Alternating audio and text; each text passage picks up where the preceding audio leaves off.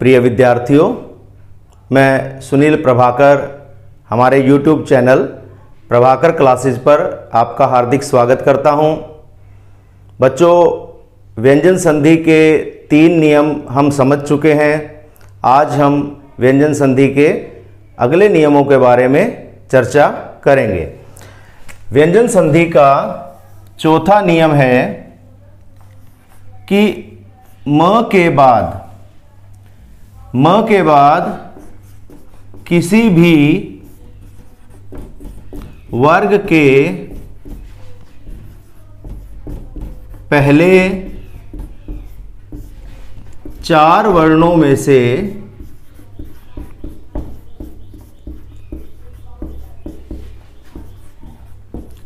कोई भी वर्ण हो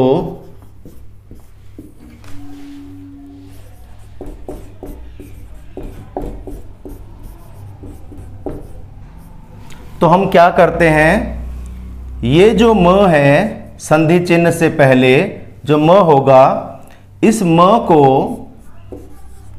यहां हमारे पास 2 विकल्प हैं।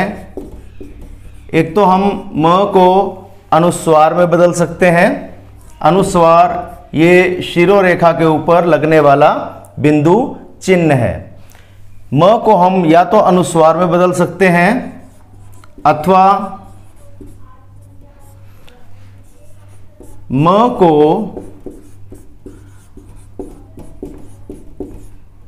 अगले वर्ण के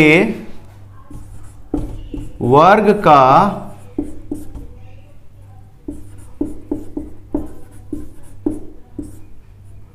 पांचवा वर्ण कर देंगे। अब आप इसे समझिए। संधि चिन्ह से पहले यदि म व्यंजन है, आप देखिए इसे हल चिन्ह है, व्यंजन संधि है, म में कोई स्वर नहीं है।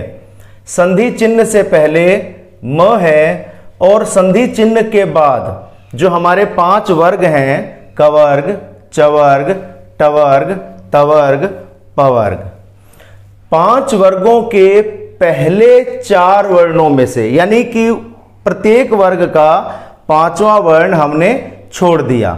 ठीक है, किसी भी वर्ग के पहले 4 वर्णों में से कोई भी वर्ण हो यहां संधि चिन्ह के बाद, यानी कि कवर्ग के 4 वर्ण, चवर्ग के 4 वर्ण, टवर्ग के 4, तवर्ग के 4 और पवर्ग के 4, 5वें व्यंजन को हमने छोड़ दिया। तो ये कुल कितने व्यंजन हो गए? 20 व्यंजन हो गए। यानी कि म के बाद इन 20 व्यंजनों में से कोई भी व्यंजन आ जाए तो क्या होगा, या तो हम म को अनुस्वार में बदल देंगे, ये जो म होगा इधर कोई परिवर्तन नहीं करेंगे। ध्यान रखेंगे, इस नियम में संधि चिन्ह के बाद कहीं भी कोई परिवर्तन नहीं होना। जो परिवर्तन होना है संधि चिन्ह से पहले ही होना है। तो यहां या तो हम म को अनुस्वार में बदलेंगे और म अनुस्वार में बदलकर यहां जो म से पहले जो वर्ण होगा म अनुस्वार में बदलकर उसके ऊपर चला जाएगा।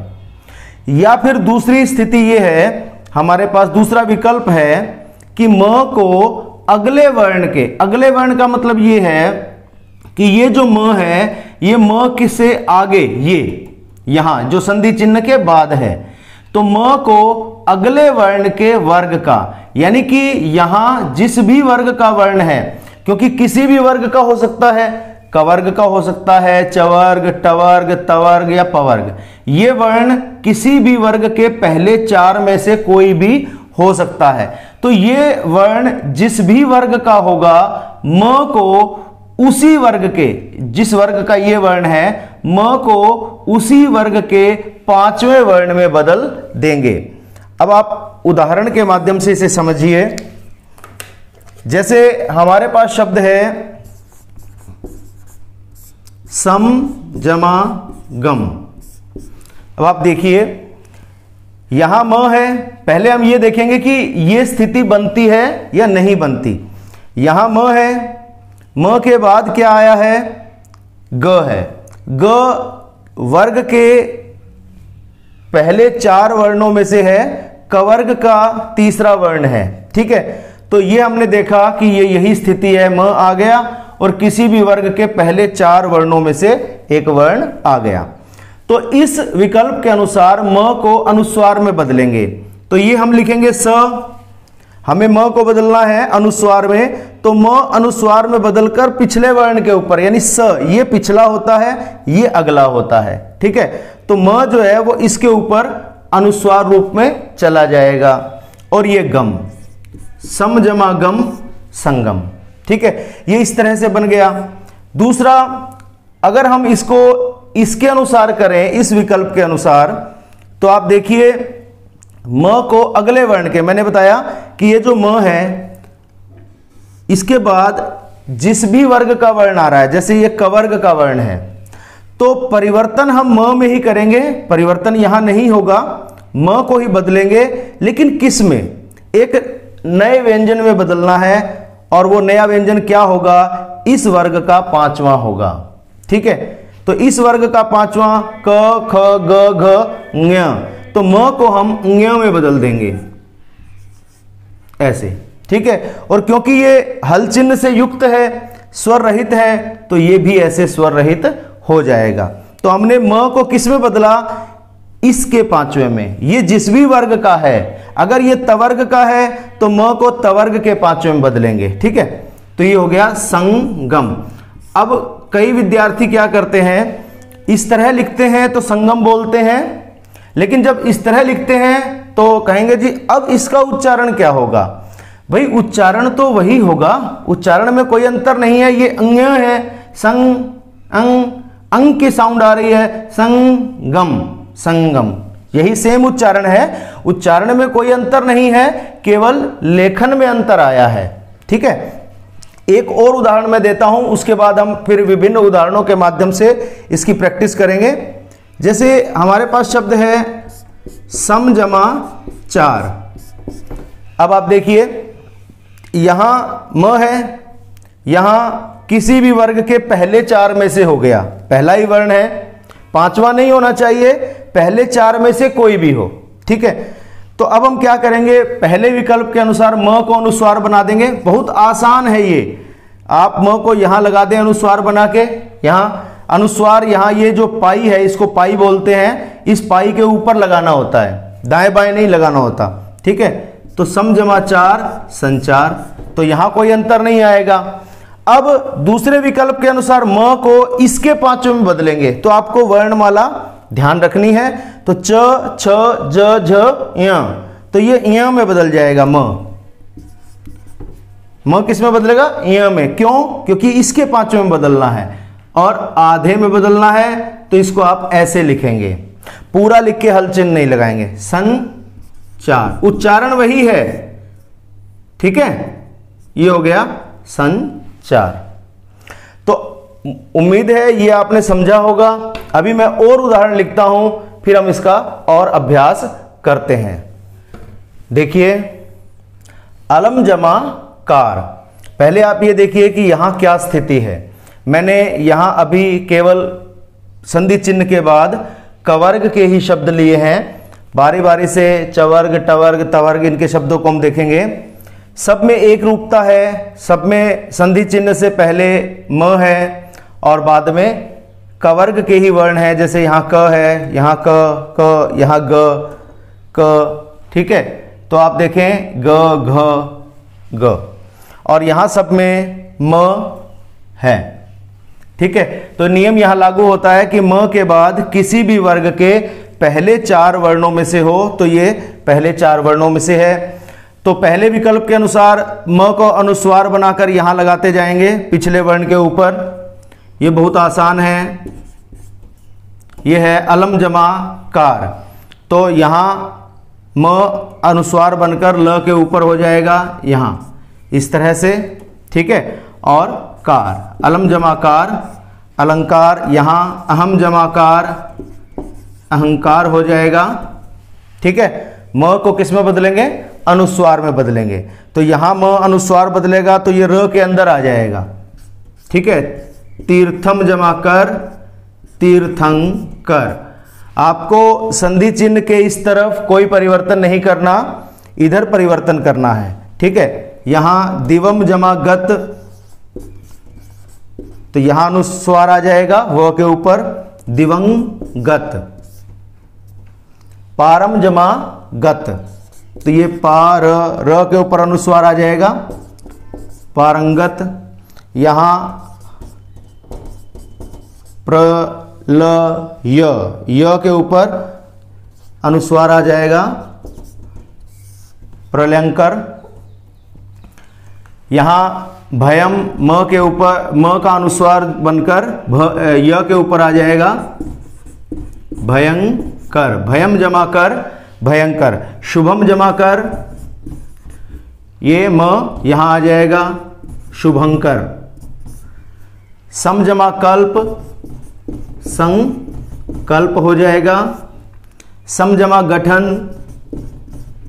संगठन हो जाएगा। सम जमा घर्ष, संघर्ष।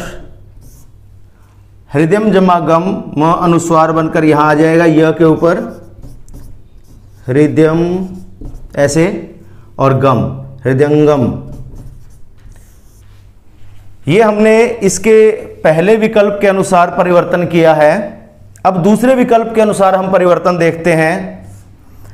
यहां म है, यहां कवर्ग का वर्ण है, तो म को कवर्ग के ही पांचवें में बदल देंगे। अलम जमाकार, तो कवर्ग का पांचवा है अंग्य, तो अंग्य में बदल दिया, यह बन गया अलंकार।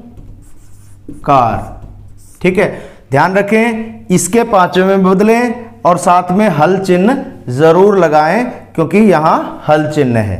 ठीक है, ये हो गया अलंकार। अलम जमा कार, यानी सजाने वाला। अलंकार आभूषण को कहते हैं। अहम जमा कार, अहम का मतलब होता है मैं होने का भाव, मैं का भाव, अभिमान बोलते हैं। तो यहां अ, ह, म इसके पांचों में बदलेगा। सब में एक रूपता है, कहीं भी कोई परिवर्तन नहीं है। सारे उदाहरण बाद में कवर्ग व्यंजन के ही हैं। तीर्थम जमा कर, अर्थात तीर्थों को करने वाला। तो यहां ये ऐसे है। तो अब आप इधर ना देखें, यहां देखें, तीर्थ लिख दिया और म को इसके पांचों में बदल देंगे ऐसे, तीर्थंकर। संस्कृत में ये शब्द इसी रूप में लिखे जाते हैं, ये बाद वाले रूप में। हिंदी में हम इस रूप का प्रयोग करते हैं। दोनों ही बराबर शुद्ध हैं, बस प्रचलन का अंतर है। संस्कृत में पंचम वर्ण के साथ आता है और हिंदी में ये अनुस्वार रूप में आता है। ठीक है, दोनों ही ठीक हैं। दिवम जमा गत, दिवम का अर्थ होता है स्वर्ग। स्वर्ग का पर्यायवाची है दिवम। दिवम का मतलब दिन नहीं है, दिवम मैंने स्वर्ग। दिवम जमा गत, स्वर्ग को, गत मैंने गया हुआ, यानी स्वर्गीय। उसी को हम कहते हैं दिवंगत, कि भगवान दिवंगत आत्मा को अपने चरणों में स्थान दे। तो यहां दी व, यहां ग है कवर्ग का वर्ण, तो इसको इसमें पंचम में बदल देंगे। अब आप सभी को चेंज कर सकते हैं, मैं थोड़ा जल्दी कर देता हूं। पारम जमा गत, पारम का अर्थ होता है पार को, गत मैंने गया हुआ, जो किसी चीज के पार गया हुआ है वही पारंगत होता है। ये इस तरह से हो जाएगा, पारम जमागत पारंगत। प्रलयम जमा कर, प्रलय को करने वाला, तो यहां हो जाएगा प्रलय, ऐसे लिख देंगे। म को पंचम में बदल देंगे इस तरह से, और ये कर, प्रलयंकर, प्रलय करने वाला। भयम जमा कर, भय को, भयम का अर्थ होता है भय को, भय को करने वाला। तो ये हो गया। म को पंचम में बदल देंगे इस तरह से, भयंकर। ये हो जाएगा शुभंकर, शुभंकर, इस तरह से। ठीक है, संकल्प इस तरह से हो जाएगा। स, म को पंचम में बदल देंगे ऐसे, संकल्प। ठीक है, और समजमा गठन, संगठन हो जाएगा इस तरह से। समजमा घर्ष, संघर्ष होगा इस तरह से। और हृदयम जमा गम, हृदयंगम, तो यहाँ हृदय, म को इसके पांचों में बदलेंगे इस तरह से, हृदयंगम।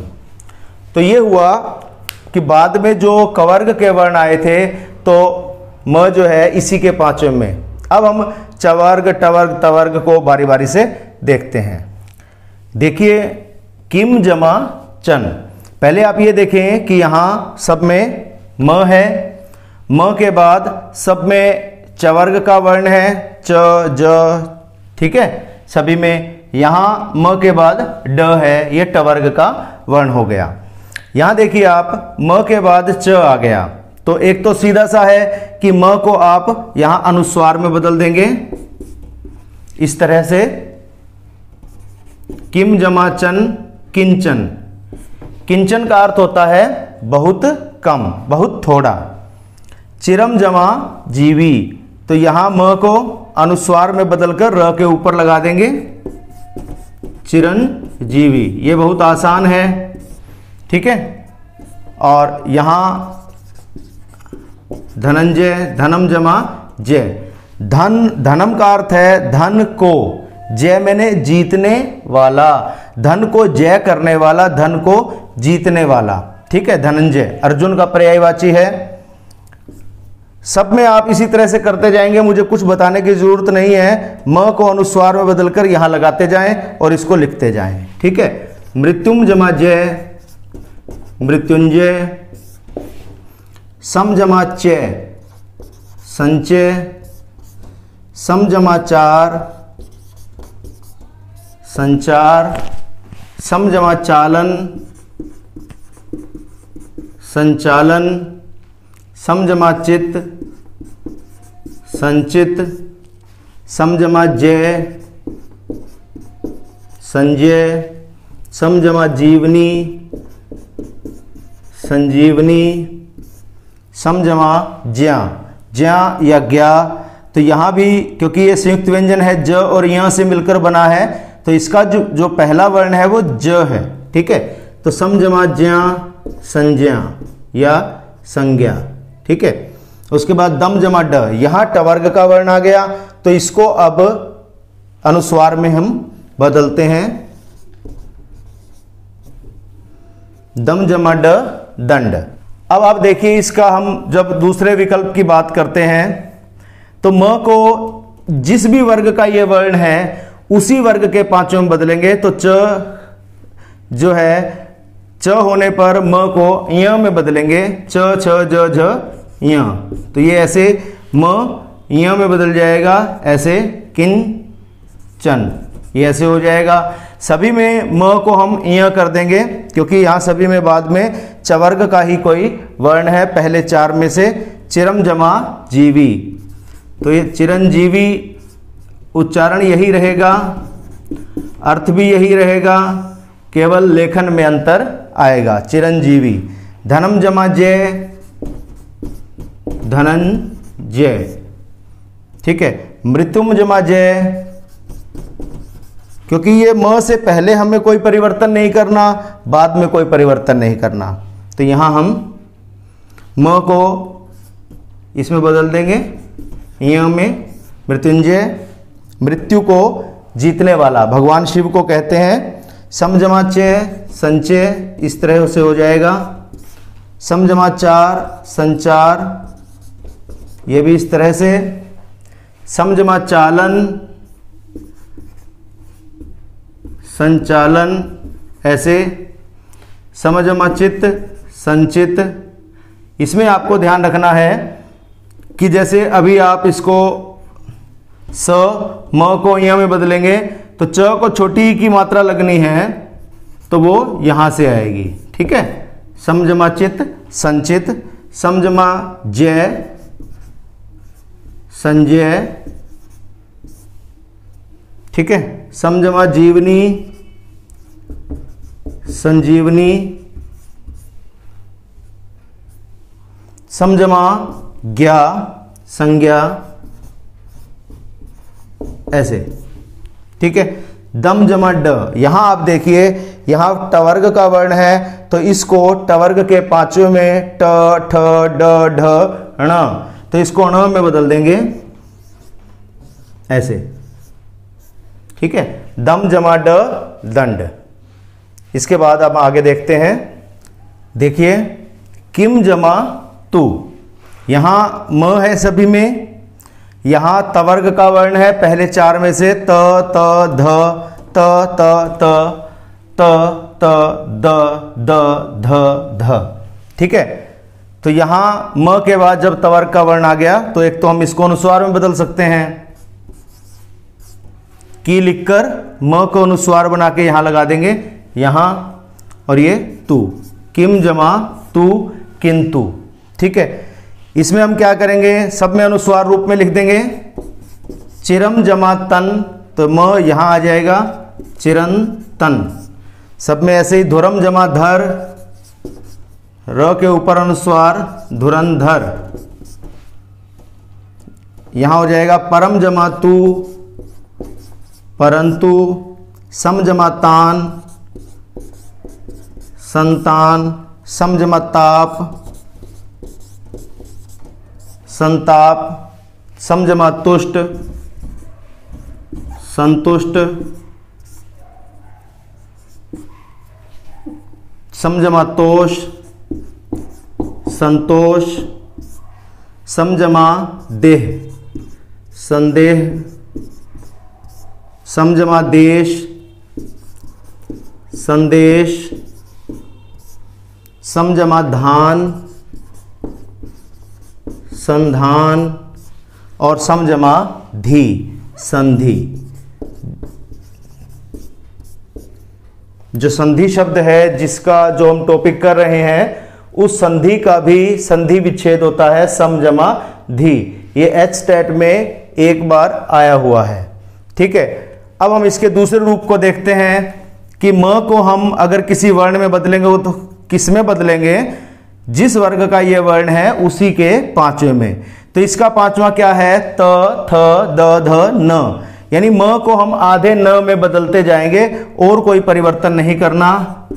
ये की हो गया, म को इसके पांचवें में बदला आधे न में, और तू, किम जमा तू किंतु, चिरम जमा तन चिरंतन। इसमें ज्यादा कोई समझाने वाली बात नहीं है, बस पांचवें में आप बदलते जाइए। धुरम जमा धर धुरंधर, परम जमा तू परंतु, सम जमा तान संतान, सम जमा ताप संताप, संताप होता है मन की पीड़ा, सम जमा तुष्ट संतुष्ट, सम जमा तोष संतोष, सम जमा देह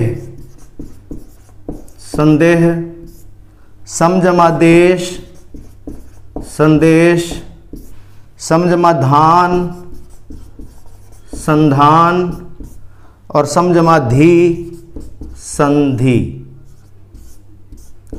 ये इस तरह से परिवर्तित हो जाएंगे।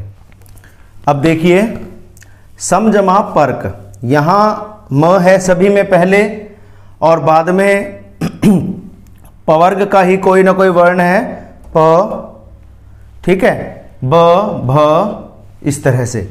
तो हम पहले तो इस नियम के अनुसार, इस विकल्प के अनुसार म को अनुस्वार में बदलते जाएंगे। स म को अनुस्वार रूप में बदलेंगे ऐसे, और लिख देंगे पर्क, सम जमा पर्क संपर्क। इसी तरह से सब में हम ऐसे कर देंगे, सम जमा पादन संपादन, सम जमा पूर्ण संपूर्ण, सम जमा प्रति संप्रति, सम जमा प्रदान संप्रदान, सम जमा प्रदाय संप्रदाय, सम जमा बोधन संबोधन,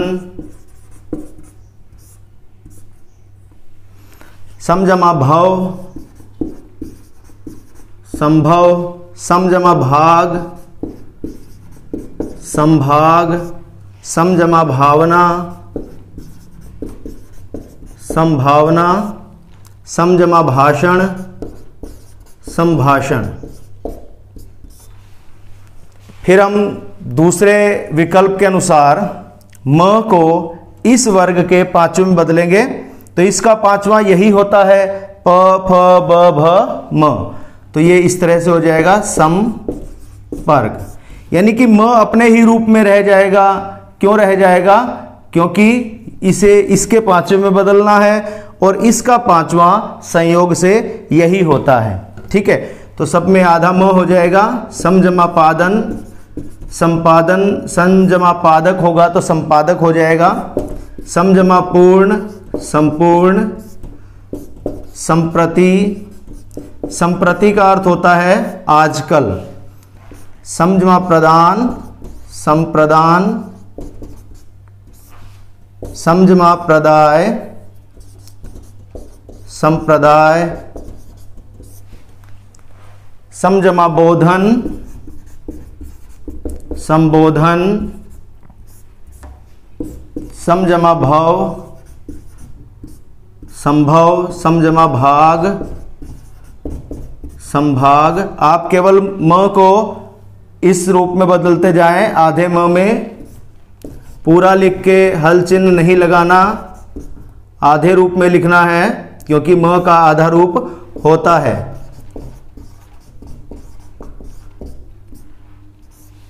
तो ये हो गया सम जमा भाषण, संभाषण। तो यहां हमारा व्यंजन संधि का चौथा नियम समाप्त होता है। देखिए व्यंजन संधि का पांचवा नियम।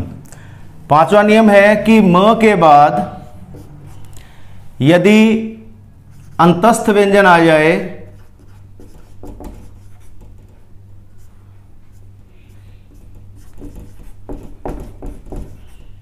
या ऊष्म व्यंजन आ जाए। अब आपने वर्ण परिचय पढ़ा हो तो आपको ध्यान होगा अंतस्थ व्यंजन होते हैं य, र, ल और व। ये चारों अंतस्थ व्यंजन हैं। और श, श, स और ह, ये चारों ऊष्म व्यंजन हैं। नियम है कि म के बाद इन 8 व्यंजनों में से कोई भी व्यंजन आ जाए तो परिवर्तन आपको म में करना है। जैसे अभी हमने किया था, संधि चिन्ह से पहले जो म है इसमें आपको परिवर्तन करना है, बाद में कोई परिवर्तन नहीं करना। पिछले नियम में हमारे पास 2 विकल्प थे कि हम म को अनुस्वार में भी बदल सकते थे और म को अगले वर्ग के अगला जो वर्ण था उसके 5वें वर्ण में भी बदल सकते थे, लेकिन यहां हमारे पास विकल्प नहीं है। म के बाद अगर इन 8 व्यंजनों में से कोई भी व्यंजन आ जाए तो म को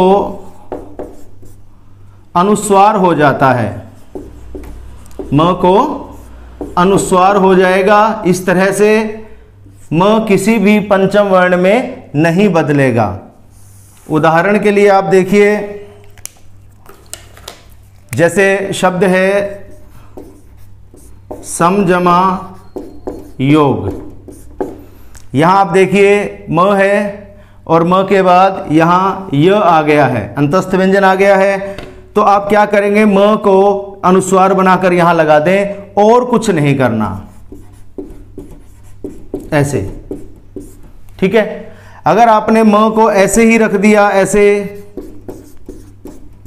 कि आपने ऐसे कर दिया, तो ये गलत है।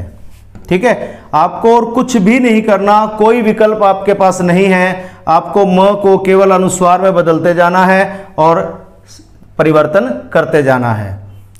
अब आप ये उदाहरण देखिए, किम जमा शुक। यहां आप देखेंगे म है सभी में पहले और म के बाद श है, अंतस्थ ऊष्म व्यंजन है। ये वो अंतस्थ व्यंजन है, यहाँ अंतस्थ है सब में, यहाँ अंतस्थ है, यहाँ ऊष्म है, सब में ऊष्म है। ठीक है। तो म के बाद अंतस्थ या ऊष्म आएगा तो म को आप अनुस्वार में बदल देंगे। तो ये की लिखा, म अनुस्वार में बदलकर यहाँ चला जाएगा, ऐसे किंग शुक। किम जमा शुक, किंशुक। किंशुक होता है पलाश का वृक्ष या पलाश का फूल। प्रियम जमा वदा, तो ये हो जाएगा य म जो है वो इसके ऊपर अनुस्वार बनकर आ जाएगा। प्रियम वदा, प्रिय बोलने वाली, स्त्रीलिंग शब्द है। सम जमा यम, संयम हो जाएगा। सम जमा रक्षक, यहां बाद में र आ रहा है, म को अनुस्वार में बदल देंगे, संरक्षक।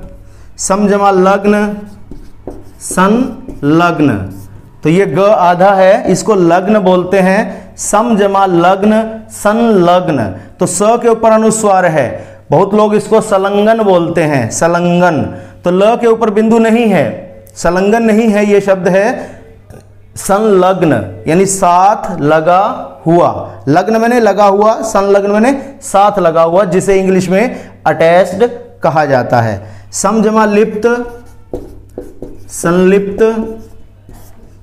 सम जमा वाद, संवाद। आप इस शब्द को ध्यान से देख लें।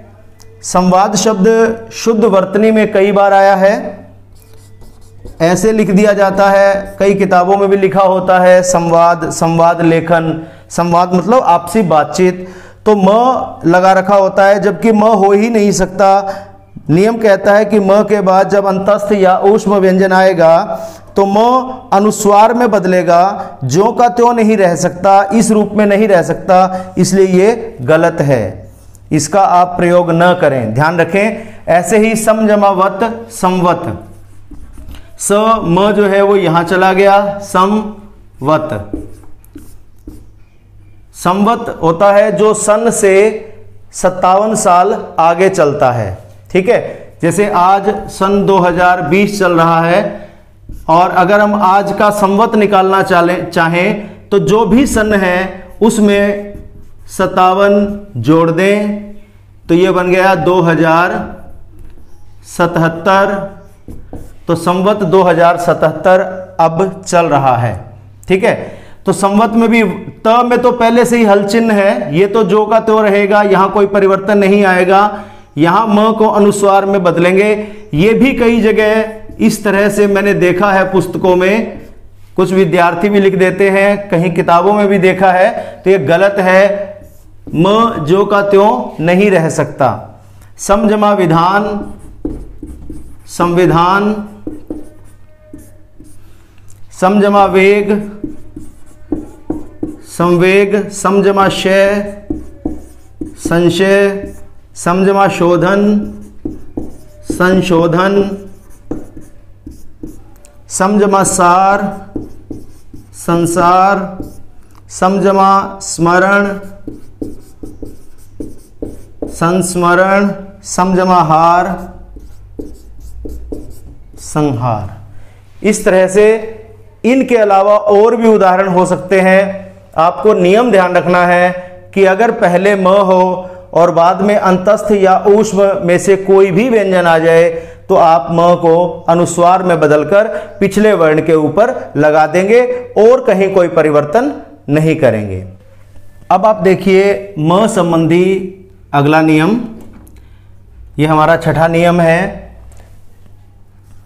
नियम है कि म के बाद यदि न व्यंजन आ जाए, अभी तक किसी नियम में आया नहीं है। हमने जो म का नियम पढ़ा था, म के बाद किसी भी वर्ग के पहले चार में से, तो ये पहला चार नहीं है। म के बाद अंतस्थ या ऊष्म व्यंजन आ जाए, वो भी नहीं है। म के बाद यदि न आ जाता है तो हम क्या करते हैं, इस म को भी न में परिवर्तित कर देते हैं। आप इतनी सी डायग्राम से इसको समझ लीजिए।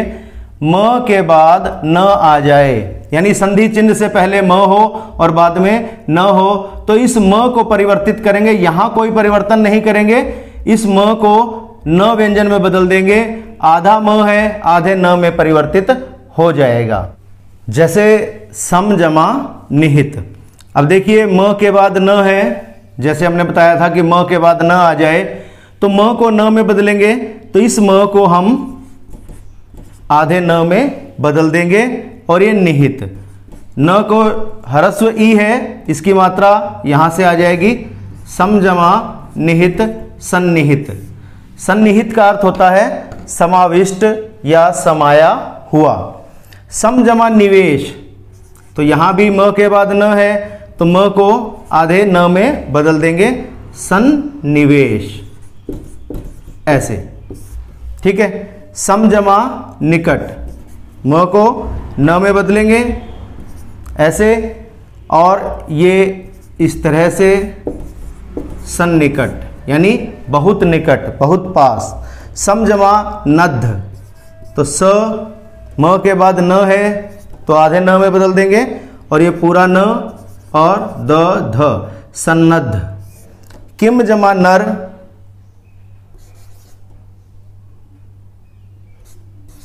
ये हो गया कि म के बाद न आ गया तो म को किस में बदलेंगे, न में बदलेंगे, किन्नर। किन्नर एक देव जाति है, किन्नर एक देव जाति, ठीक है। सम जमा न्यास, अब यहां देखें म स हो गया, म के बाद न आ गया। ये न देखो आधा हो पूरा हो कोई भी स्वर हो न में, हमें स म के बाद न व्यंजन चाहिए, तो यहां सब में न व्यंजन है, क्योंकि यहां ई स्वर है तो ई तो बाद में चला जाएगा, यहां न व्यंजन है, सभी में न है, ठीक है। यहां भी न व्यंजन है, इसमें कोई स्वर नहीं है, उससे हमें कोई फर्क नहीं पड़ता, यहां न व्यंजन होना चाहिए। तो म के बाद न व्यंजन है तो इस म को भी हम आधे न में बदल देंगे, और ये एक आधा पहले से दिया हुआ है तो दो आधे हो गए हैं, संन्यास। तो जो संन्यास शब्द होता है शुद्ध रूप में ऐसे ही लिखा जाता है, और संस्कृत में आज भी ऐसे ही लिखा जाता है, और इसका जो विकृत रूप है वो ये है, इस तरह से हम लिखते हैं, ये संन्यास, ठीक है। लेकिन बहुत अधिक प्रचलित होने के कारण एनसीईआरटी ने भी इस संन्यास शब्द को शुद्ध मान लिया है, तो ये आपको ध्यान रखना है। संन्यास शब्द ये भी शुद्ध है और ये भी अब शुद्ध है, सही माना गया है। फिर भी जब हम परीक्षा के दृष्टिकोण की बात करते हैं तो यदि यही उदाहरण हमारे पेपर में आ जाता है कि सम जमा न्यास की संधि क्या होगी, और हमें इन दोनों, ये दोनों विकल्प में दे रखे हैं, तो हमें एक चुनना हो तो हम इसको चुनेंगे। यानी कि संधि में भी और शुद्ध वर्तनी में भी अगर इन दोनों में से हमें किसी एक को प्राथमिकता देनी पड़ जाए तो प्राथमिकता हम इसे देंगे, इसे नहीं देंगे, ठीक है, जब दोनों में से एक चुनना हो, ठीक है। हो सकता है कि एक ऑप्शन ऐसा दे रखा हो कि ये भी शुद्ध है ये भी शुद्ध है, तो हम उस ऑप्शन को सही मान लेंगे, ठीक है, ये आपको ध्यान रखना है। लेकिन अगर इस संन्यास शब्द को आप ऐसे लिखते हैं कि यहां आपने केवल आधा न लिखा है, अनुस्वार नहीं लगाया। देखो बहुत सारे विद्यार्थी के सोचते हैं कि भाई न या अनुस्वार में से एक लगा दो, वो तब होता है जब केवल एक ही आता हो। ये न्यास का तो न पहले से दिया ही हुआ था, ये तो आएगा ही आएगा। ये म जो है ये कहां गया, ये हमने अनुस्वार में बदल दिया, नियमानुसार नहीं बदलता, हमने परंपरा से बदला है, तो ये इस तरह से, तो कम से कम ये दो तो जरूर आएंगे। या हम कई बार ऐसे लिख देते हैं कि अनुस्वार लगा दिया तो आधा न हटा दिया। तो अगर इस तरह से हमने दोनों में से कोई भी रूप लिखा हुआ है तो ये गलत है, ये भी गलत है, ठीक है, ये सही है ये भी सही है, लेकिन प्राथमिकता इसको देनी है, ये आपको ध्यान रखना है। तो प्रिय विद्यार्थियों, व्यंजन संधि के आज की इस वीडियो में हम 3 ही नियम कर पाए हैं। अभी भी व्यंजन संधि के कम से कम 2 वीडियो और आएंगे जिसमें आपको विस्तार पूर्वक व्यंजन संधि के बारे में समझाया जाएगा। आप यदि आपको कहीं भी किसी भी उदाहरण में किसी नियम में कोई बात समझ नहीं आती है तो आप कमेंट बॉक्स में अपना कमेंट डाल सकते हैं। मैं कोशिश करूंगा कि अगली वीडियो में आपकी समस्या का समाधान कर दूं। धन्यवाद।